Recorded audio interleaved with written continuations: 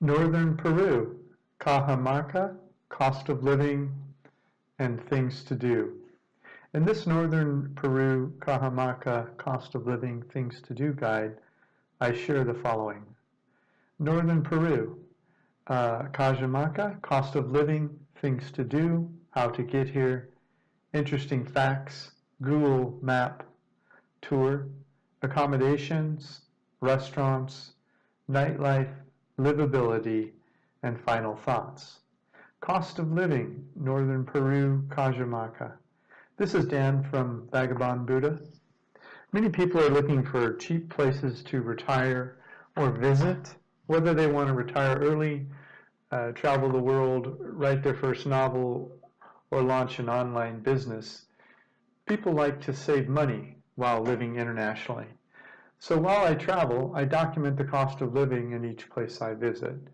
I've been to 64 countries so far. Below is the estimated cost of living 1 month in Cajamarca, Peru, as a temporary visitor. Some of the estimates could be reduced as a long-term visitor, whether digital nomad or expat.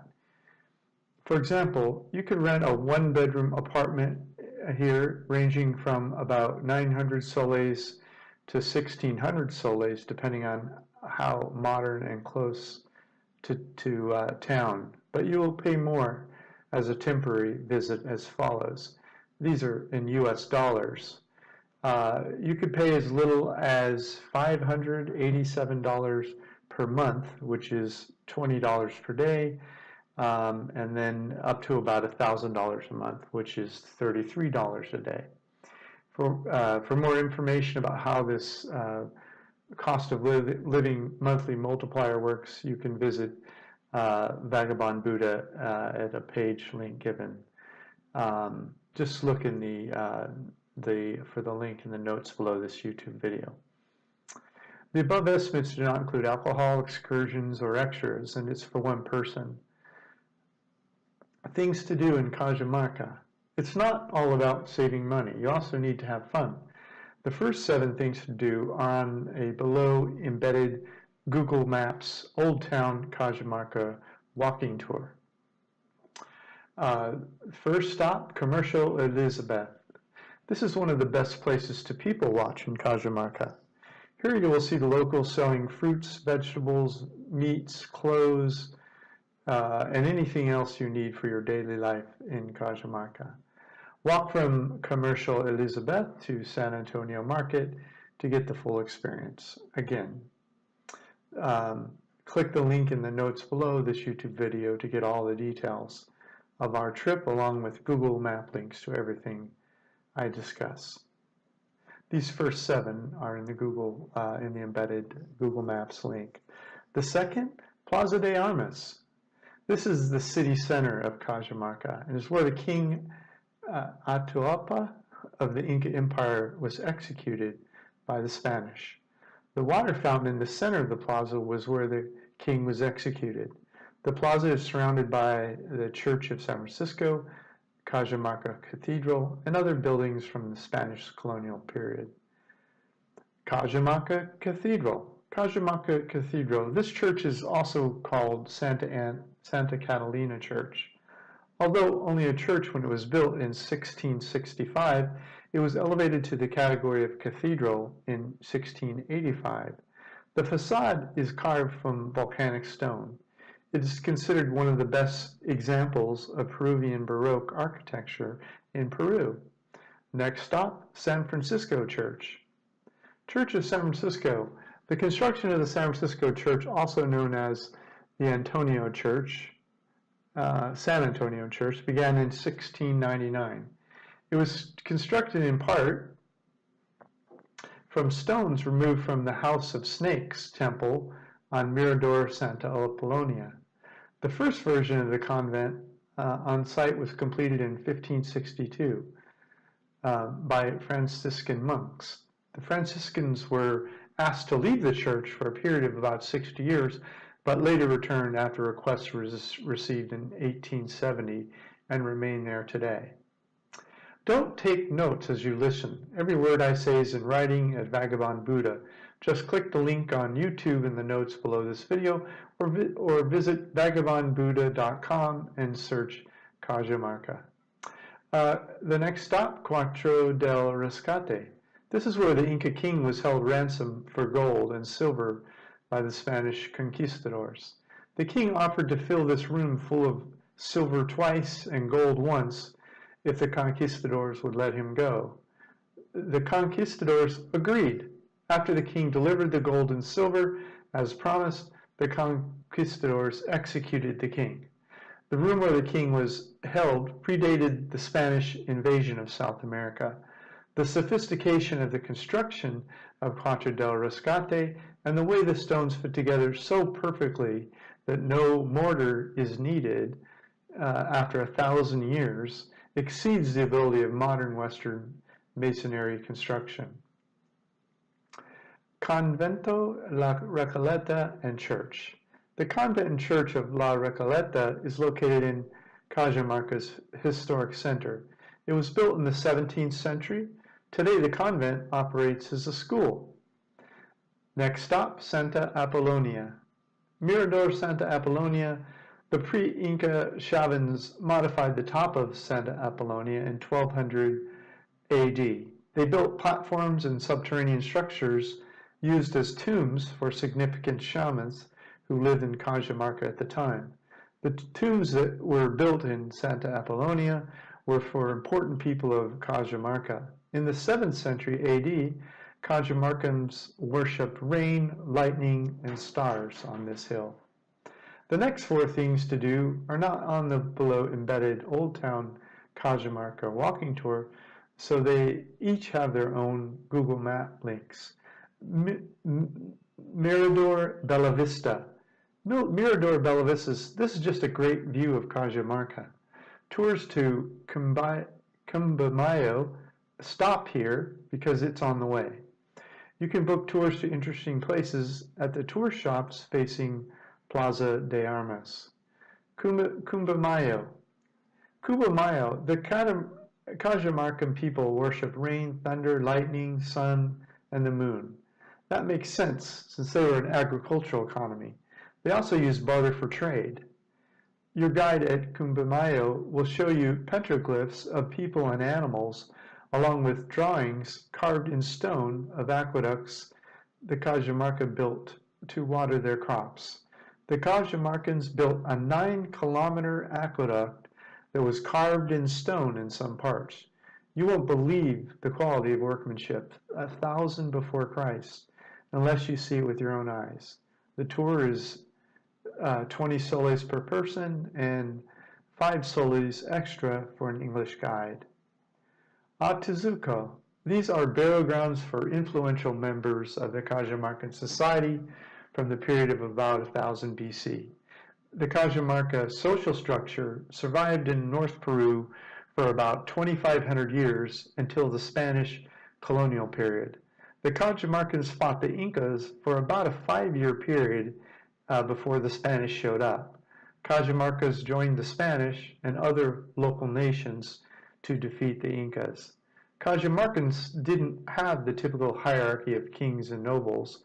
There were economic and social differences between families, but it was less formalized, more democratic in nature.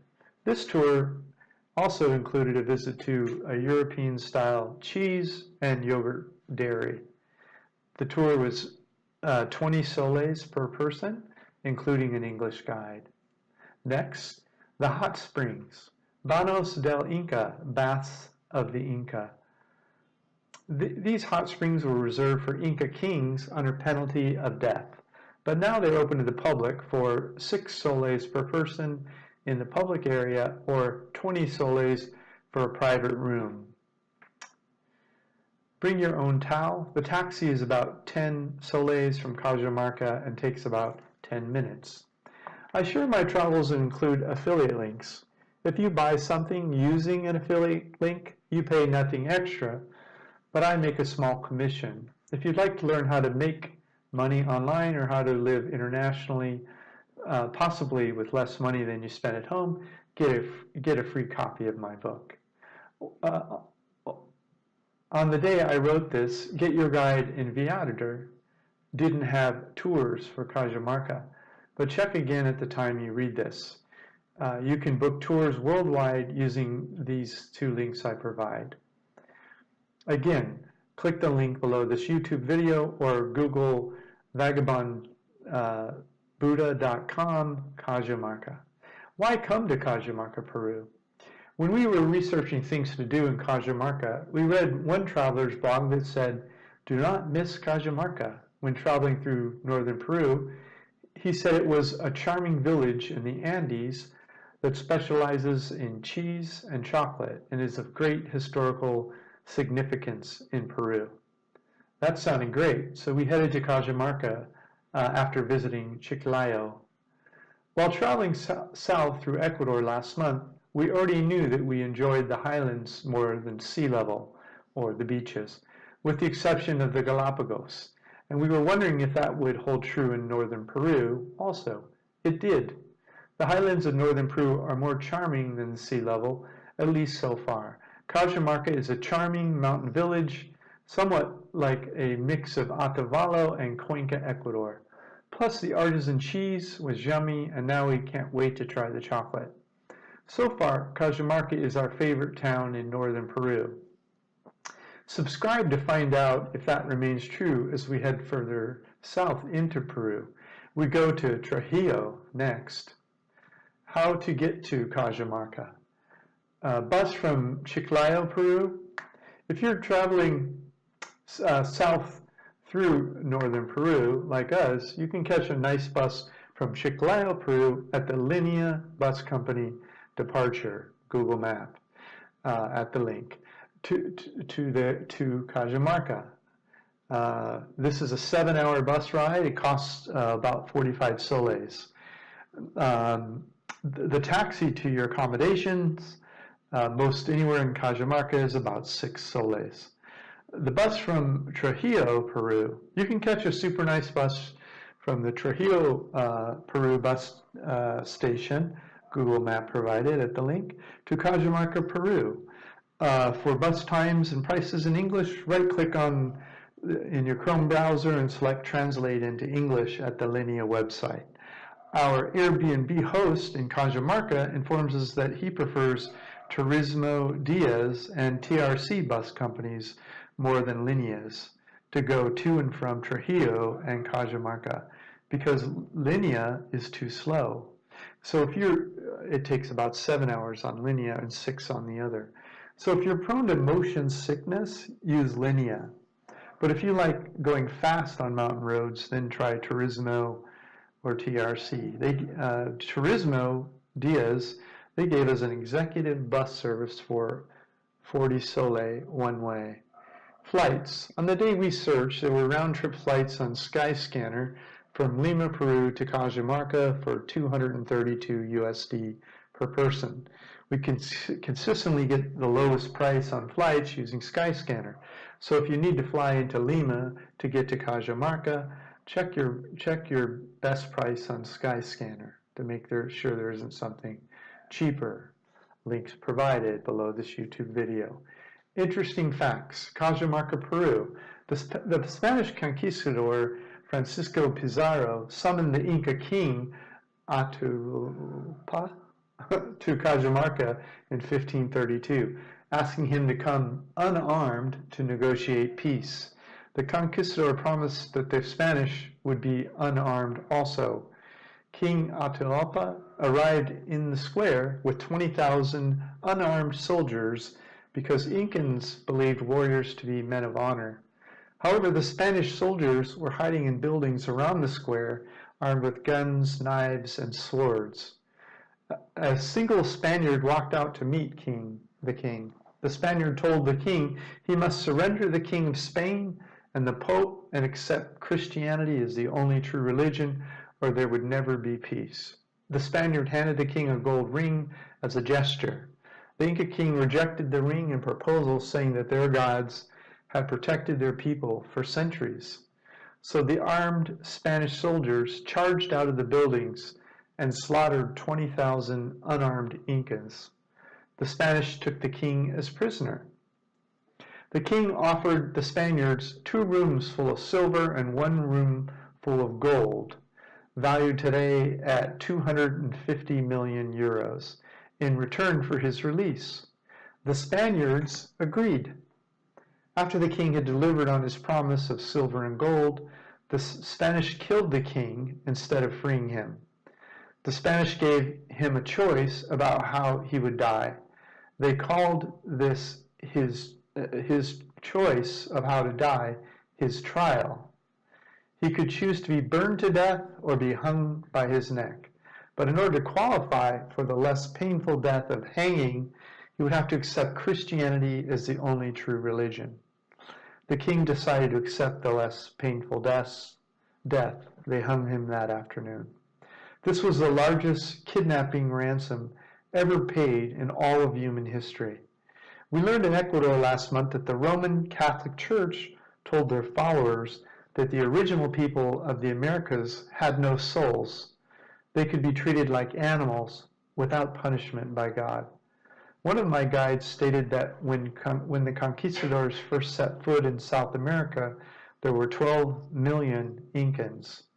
After Spain was ejected from South America, only 2 million Incans remained.